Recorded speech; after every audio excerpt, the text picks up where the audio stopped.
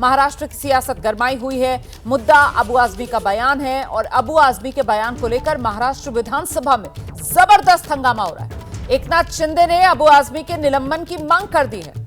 महाराष्ट्र विधानसभा में एकनाथ शिंदे प्रदेश के deputy CM हैं, उनकी तरफ से अबू आजमी को देशद्रोही कहा गया। एकनाथ शिंदे ने कहा अबू आजमी देशद्रोही है। एक देशद्रोही को यह बिल्कुल अधिकार नहीं दिया जा सकता कि वो विधानसभा में बैठे। अबू आजमी को निलंबित किया जाना चाहिए विधानसभा से। एकनाथ शिंदे ने अबू आजमी के सदन से निलंबन की मांग की है। और देखिए, सदन की कार्यवाही शुरू होने से पहले आज विधानसभा परिसर में किस तरीके से हंगामा अबू आजमी के बयान को लेकर सदन के बाहर भी देखने के लिए मिला। नाराजगी विधायकों की कुछ इस तरीके से फूटी कि अबू आजमी के पोस्टर्स पर जूते बरसाते हुए शिवसेना शिंदे गुट के विधायक नजर आ रहे हैं।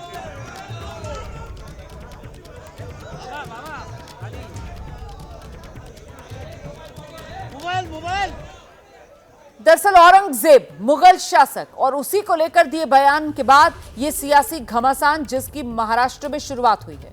महाराष्ट्र का सियासी पारा हाई है। हालांकि ये पहली बार नहीं हो रहा है जब महाराष्ट्र में औरंगजेब को लेकर किसी ने कोई बयान दिया हो और उस पर सियासत यूं गरमाई हो। इस बार औरंगजेब को लेकर समाजवादी पार्टी के विधायक अबू आजमी ने ये बयान दे दिया है। इसे लेकर जबरदस्त विवाद हो रहा है। अबू आजमी ने कहा औरंगजेब क्रूर शासक नहीं था, जिसे लेकर शिवसेना और बीजेपी के विधायक अब बेहद नाराज हैं। विधानसभा में जमकर प्रदर्शन हुआ है। सवाल है कि आखिर बार बार क्यों औरंगजेब के नाम पर महाराष्ट्र की सियासत सुलगती है। अब वही अबू आजमी के खिलाफ निलंबन की कार्रवाई की संभावना जताई जा रही है। औरंगजेब की तारीफ करना अबू आजमी को महंगा पड़ गया है। शिवसेना सांसद नरेश महास्के की शिकायत के बाद पुलिस ने उनके खिलाफ एफआईआर दर्ज कर ली है।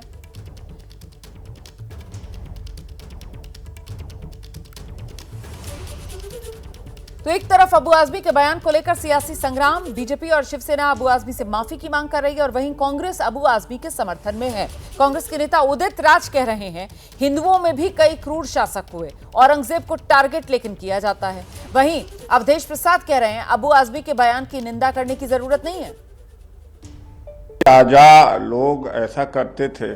राजा लोग क्या बड़े राजा छोटे राजा को नहीं मारते थे, नहीं करते थे। उनके औरतें नहीं छीन लेते थे, संपत्ति नहीं हड़प लेते थे। केवल ये टारगेट करना गलत बात है। बड़ी क्रूर, बहुत सारे हिंदू राजा भी क्रूर हुए, मुस्लिम भी क्रूर हुए और भी अंग्रेज भी क्रूर थे। तो क्या केवल औरंगजेब की ही बात क्यों? अबू आजमी ने कोई गलत नहीं कहा।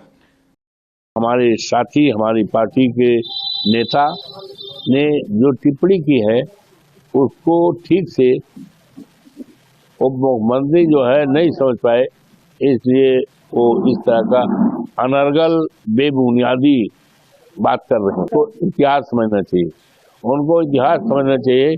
औरंगजेब का क्या इतिहास रहा, उनके सिपह सालार, उनके सलाहकार, उनके आसपास के लोग कौन लोग थे, इसकी जानकारी उनको लेना चाहिए।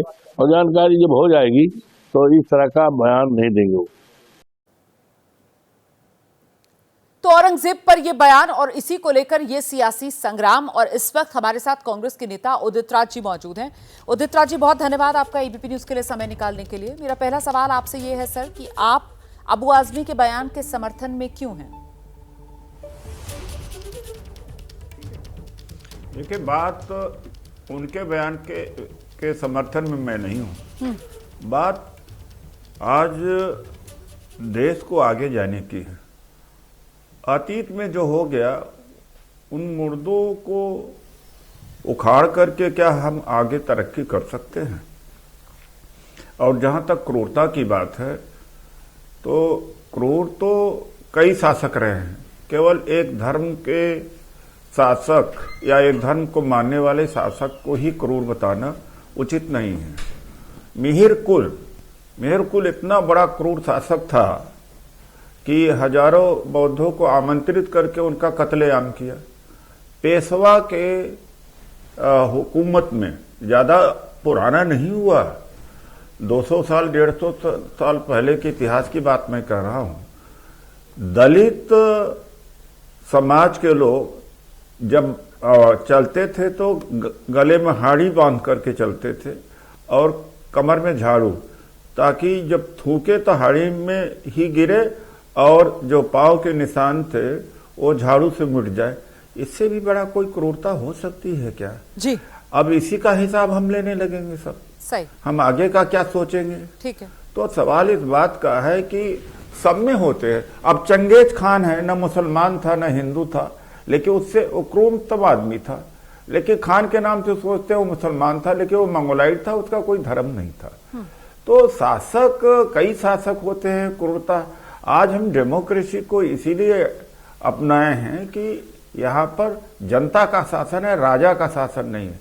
राजा का शासन क्या होता? उसकी इच्छा के हिसाब से मुल्क चलता था, समाज चलता था।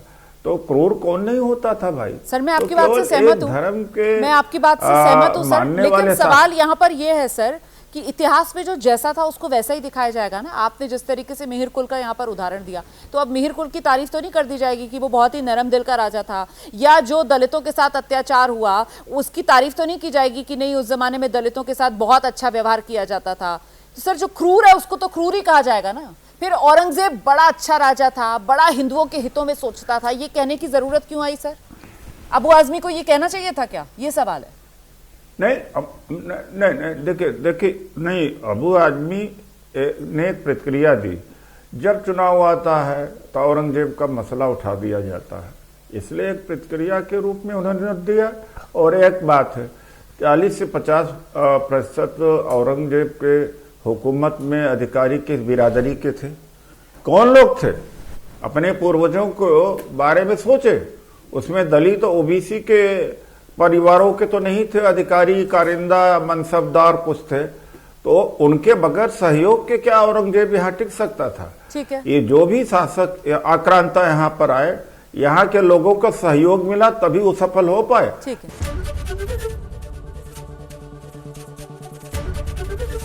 एबीपी गंगा, खबर आपकी, जुबान आपकी।